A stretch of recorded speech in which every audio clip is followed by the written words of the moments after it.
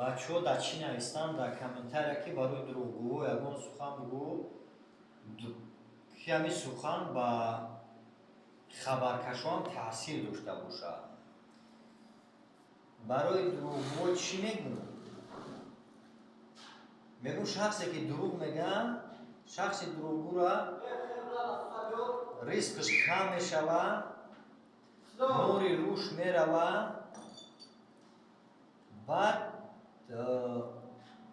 ریسکش کم میشوه، نوری روش میروه، عمرش کوتاه میشوه.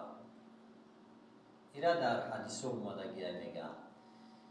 بعد همین دروغگو آدم ای باوری میبروید، دروغگو آدم به باوری اگه کس دیگه نمیستده، ایش که دیگه باورش نمیکنه زیادی آدم. برای همین دروغ کم بگه. بعد این برادرایی که میفهمه که یک آدم دروغ میگه که همین دروغ امو را سر در جوش بگیش، بقپیش، بگیش که تو دروغ گفته سر نمیشه. ولی بعضی آدما میگن که مثلا او دروغ گفتن اون حرکت من گفتم بگومش با میگه که ایزای مؤمن حرامه، برای همین نگفتمش. او راست میگه ایزای مؤمن حرامه، نه که ایزای مسلمان دروغگو حرام نیست. میشوه مؤمن میشوه مسلمان. وقتی که مسلمان شید، مسلمان میتونه که عرق بخوره. مثلا که مسلمان عرق خورم است، زیناکار هم است، دروغگو هم است، شیطان خبرکش هم است. وقتی که مؤمن شید، مؤمن نه دروغ میگه، نه خبرکشی میکنه، نه مثل عرق خوری میکنه، نه زیناکاری میکنه. مؤمن مسلمان میشوه. برای همین دروغگو خودش مؤمن نیست. هم دروغ را قبیل سراز بگیش، بگه که برادر دروغ گفتی، شرمندهش کنه، که دروغ نگه بگه.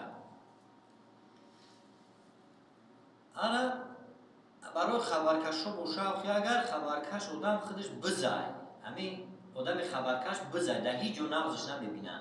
همین اگر اهمیت نباشه، بعضی آدم ها خدمت میان میگن که فلانی در خدمت بزبد تو همون جواب شدنش چومو بده اونجا.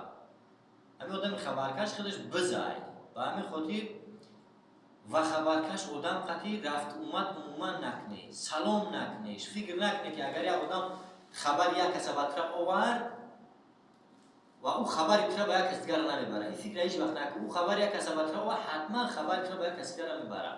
برای همین خیلی آدم خاطر دسر سرخون هم نشینه.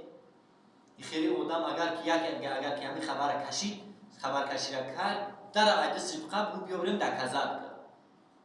اگر که نرفت نکرد او خبرکشی نکرد دیگر. و همین هم در اون عقفوش هم باید گم نکنه. اگر که اون آمد اون جایتری گفته که خیلی گفته که مثلا خبر کشید خبری را آورد، این هم خیلی دخل توقی نمیرفت ای پشتی او گفت زدی عقفوش گفت نه در روش چه کس بگو. خلاصه گفت که همین خبرکش آدم در هم جوش بشونه، قدیش رفت اومد نکنه، در سر از سرخون نشینه، سلام نکنه قدیش. خبرکش آدم جب بزای برای نابود شود، در کار نیست.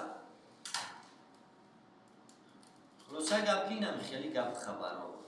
خداوند نگهدار تو باشه و پد پیسکر فراموش نکنه. مرا حرمت میکنه، خدا جان حرمتون کنه. خب با چی گفتنی بودم؟ احسن با تو. احسن آفرین. دستگیری شما، پیشروی ما، همکاری به خاطر فرد.